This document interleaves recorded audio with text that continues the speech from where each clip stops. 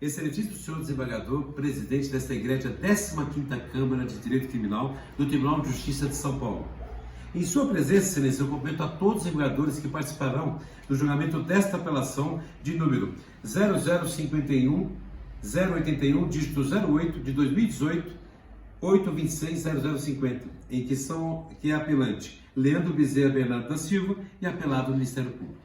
Primeiramente, eu peço ver, excelências, para me justificar por que eu estou sem beca.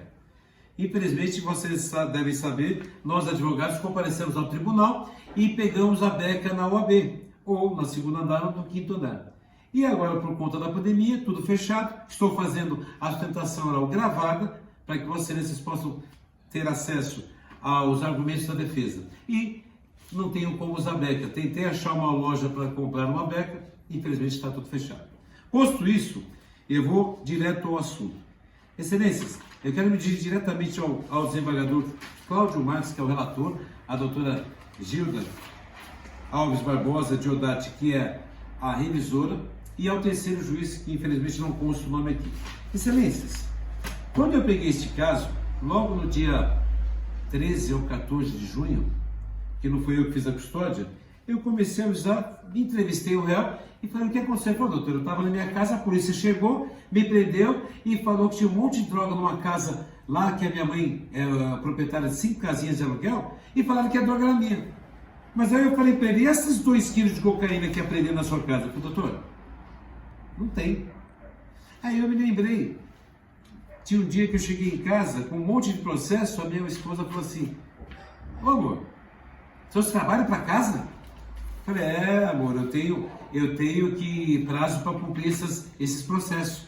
E aí eu me lembrei, falei: espera aí, se o réu era dono de uma casa com mais de 20 quilos de droga, muito mais 30 quilos entre maconha e cocaína e crack, galão de éter, para que ele leva 2 quilos de crack para casa? Ah, amor, eu cheguei em casa aqui agora com 2 quilos de crack, que eu trouxe trabalho para casa. Pelo amor de Deus, não tem lógica, excelência.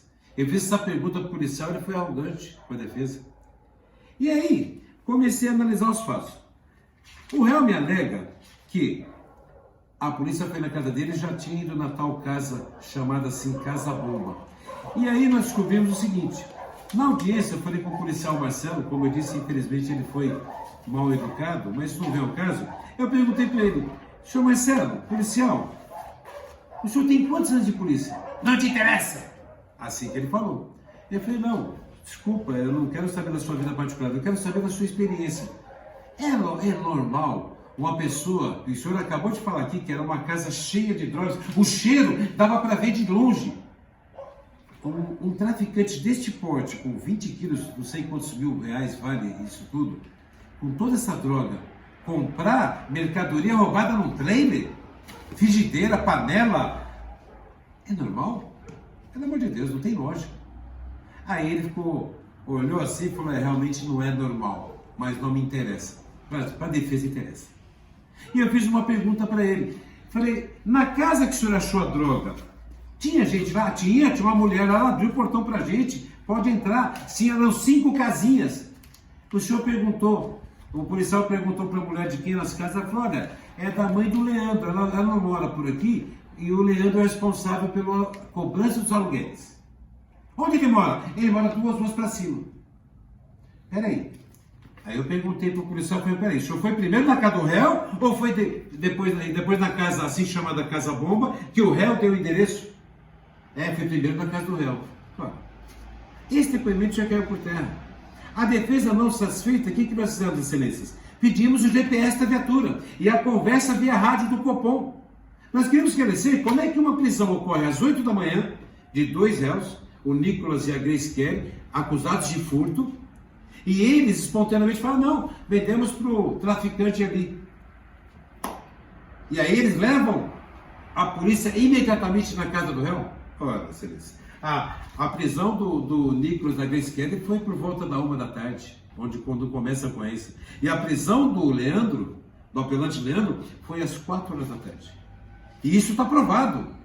Aqui, no GPS da viatura, a defesa desmonta todo o argumento da polícia militar. Infelizmente, não foi diligente nessa ocorrência. Por quê? Se eles tivessem passado primeiro na casa do réu, o GPS ia colocar a Rua Olegário Passeado primeiro. Mas não. Aqui no GPS, vocês podem observar que às 15 horas e 29 minutos, eles entraram na Rua Marim dos Caetés. E ficaram lá até as 15h59. Foi quando eles chegaram na Rua Olegário Maciel, que são 2 ruas para cima. Aqui ficou provado, excelências. Eu não estou fazendo alegações, não. Eu estou comprovando nos autos, a folhas 644, na minha apelação, e nos autos, essas informações de GPS se encontram, só um segundo aqui, a folhas 462/471. Vossas excelências podem conferir ali. Ali, o GPS da viatura mostra que a viatura primeiro foi na casa cheia de drogas, para depois na casa do réu. Outra pergunta que eu fiz para o policial, eu falei, mas me explica uma coisa, policial. Os senhores não levaram a testemunha por quê? Ah, não, nós levamos a testemunha. O delegado não quis ouvir lá. Pera aí, eu estou acompanhando o tempo aqui, excelência. Pera aí, o delegado não quis ouvir a testemunha? Estranho, né? Porque se eu ouvisse essa testemunha, ela ia comentar, olha, essa casa aqui pertence à mãe de um rapaz que mora em cima, são 5 moradores, aquela casa em cima, por exemplo, é um tal de, eu não lembro o nome aqui, me fugiu aqui, eu não sei se é Jurandir, não me lembro mais. Pertence a um tal de pessoa X, e quem recebe os aluguéis é o apelante dela. Ela não foi ouvida. Então, excelências, a defesa insistiu na vinda dos áudios, e vieram os áudios da viatura. Pasmem, eu fiz aqui na minha apelação, folhas 645, olha que loucura. A viatura 0422 entra em contato com o Copom 13 horas e 24 minutos. Elas ficam em contato até às 16 horas. E falam só do furto. Daqui a pouco, o responsável pelo Copom cobra da viatura um caso. A solução do caso do furto. O que ele diz? Olha o que ele diz, excelência. Isso depois de 1h40 eu começar a ocorrência. Olha, que estariam junto com o comando Força GP4, que eu não faço ideia do que seja isso, e da equipe do 4 ou da 4ª, e em seguida, essa foi a pior parte. O atendente do Copom, dentro da gravidade, eu falava, ei, me chama no privado, me dá o seu telefone aqui que eu vou te ligar agora. Isso é normal, excelência? Numa ocorrência corriqueira? Para que ele queria conversar no privado? A defesa pediu a quebra de sigilo do telefone do policial que encontra aqui nos autos. A medicina juiz da 21ª Vara não quis, não aceitou, mas a defesa pediu. Porque nós queremos mostrar a verdade. O policial mentiu na hora que ele fala que foi primeiro na casa do Leandro. Ele mentiu. E se começou mentindo aí, a gente sabe a história, termina mentindo. Se não bastasse isso, a defesa trouxe várias testemunhas. A primeira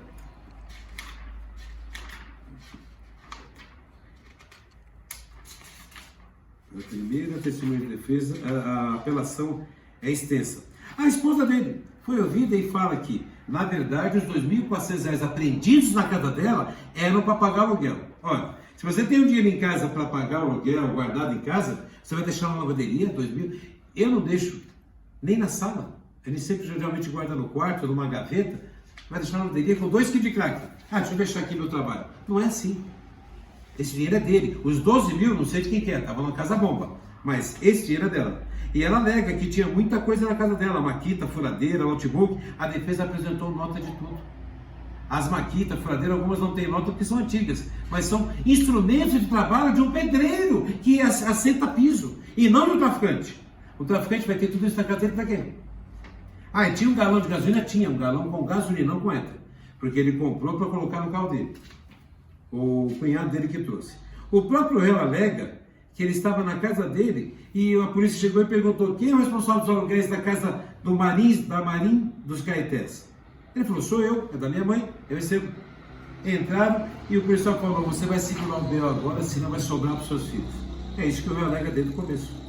Então, excelências, a palavra do apelante, das testemunhas de defesa do senhor Mário, outro vizinho lá que mora há mais de 20 anos, que mora na rua Marim dos Caetés, fala que a mãe dele tem 4 ou 3 casas no bairro, todas alugadas, e não estava no dia que o Leandro foi preso.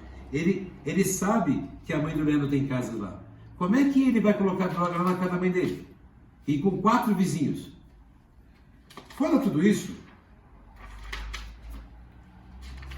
os Correios, o Nicolas e a Grace Kelly, que iniciaram iniciaram a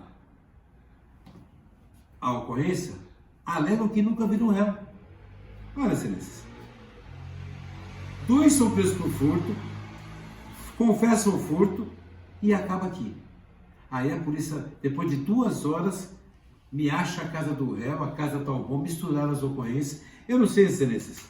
O que eu sei é o seguinte: para se ter um decreto condenatório, o juiz ele tem que ter certeza absoluta para condenar. Agora, uma fumacinha de dúvida já gera absolvição. Porque o princípio do indúbio pro réu é eficaz. Na dúvida, pelo réu. E nós não estamos em dúvida nenhuma. A defesa, pelo menos, não tem dúvida nenhuma. Que o réu não é traficante, que nada foi apreendido na casa dele. E provou com o GPS da viatura, com as escutas do Copom e com testemunhas arroladas e ouvidas em juízo. A única testemunha que poderia dar veracidade ao fato, ao testemunho policial, não foi arrolada. Então, excelências, a defesa vem com humildade, pedindo já mais uma vênia, que nós estamos acostumados a fazer gravação aqui no escritório, pedir vênia pela DECA e, humildemente, implorar que seja feita justiça. A defesa não compactua com traficantes, claro que não, mas a defesa compactua com a verdade. Nós, advogados, não defendemos o crime, nós defendemos a pessoa do criminoso.